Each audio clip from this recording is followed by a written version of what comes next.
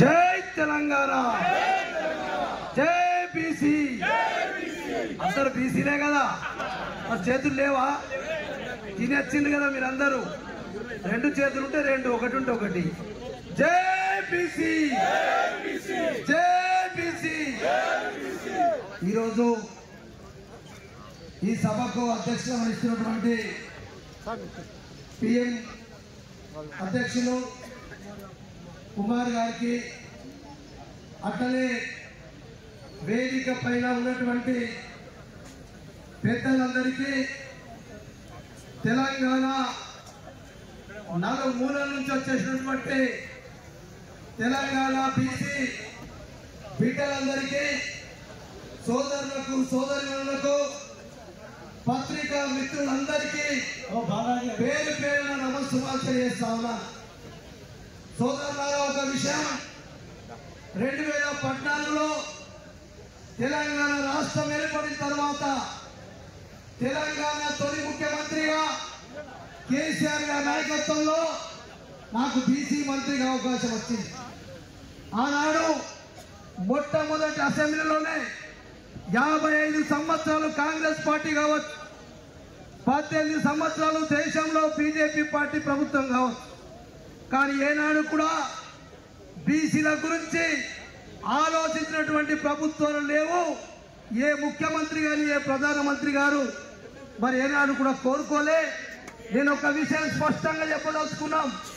ఈ రోజు మనం, ఎందుకంటే ఆ రోజు బీసీలకు ఎప్పటి వరకైతే చట్టసభలో రిజర్వేషన్లు రావో ఆ రోజు వరకు ఈ బీసీలకు న్యాయం జరగదన్న ఉద్దేశంతో మొట్టమొదటి అసెంబ్లీలో తీర్మానం చేసి పంపించింది ఆనాటి తొలి ముఖ్యమంత్రి కేసీఆర్ గారు చెప్పని చేస్తా ఉన్నాం. అదొకటే కాదు, మహిళలకు కూడా రిజర్వేషన్లు ఉండాలి.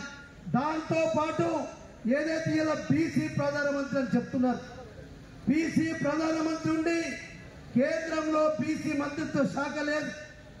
ఇలా బీసీ మంత్రిత్వ శాఖను కూడా ఏర్పాటు చేయాలని చెప్పి ఆనాడు మేము అసెంబ్లీలో, మరి పెద్దలు శ్రీనివాస్ యాదవ్ గారు ఉన్నారు, శ్రీనివాస్ గౌడ్ గారు ఉన్నారు, మేమందరం కూడా ఆ రోజు పాస్ చేసి పంపించిన విషయం మీకు తెలుసు.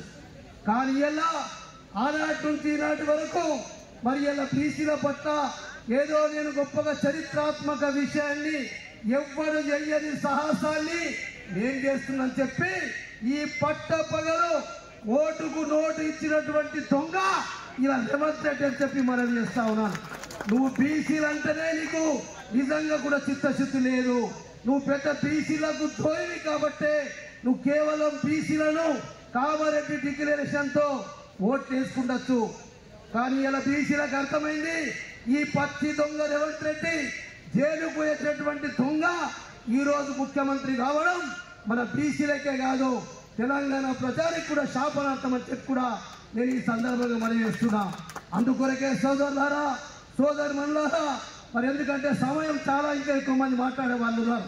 మనం ఇక్కడ వచ్చి మాట్లాడు కాదు, రేపు మన గ్రామాలకు వెళ్ళిన తర్వాత, నియోజకవర్గాలకు వెళ్ళిన తర్వాత రేపు రేవంత్ రెడ్డి దిగి రావాలంటే ఏ కాంగ్రెస్ పార్టీ నాయకుడు వచ్చినా, ఏ బీజేపీ పార్టీ నాయకుడు వచ్చినా మనమందరం కలిసి నిలదీసి, బిడ్డ నీకు ఉరి శిక్ష వ్యక్తం తీసినాం అనుకుంటే, నువ్వు మాకేదైతే 9th షెడ్యూల్లో చేర్చి రేపు నువ్వు కేంద్రంలో, రాజ్యసభలో, మరి పార్లమెంట్ లో రాష్ట్రపతి ఆమోదంతో తీసుకొస్తే తప్ప, లేకుంటే రేవంత్ రెడ్డి గారు ఇదే ఇందిరా పార్క్ లో నీ పతనం మొదలైంది.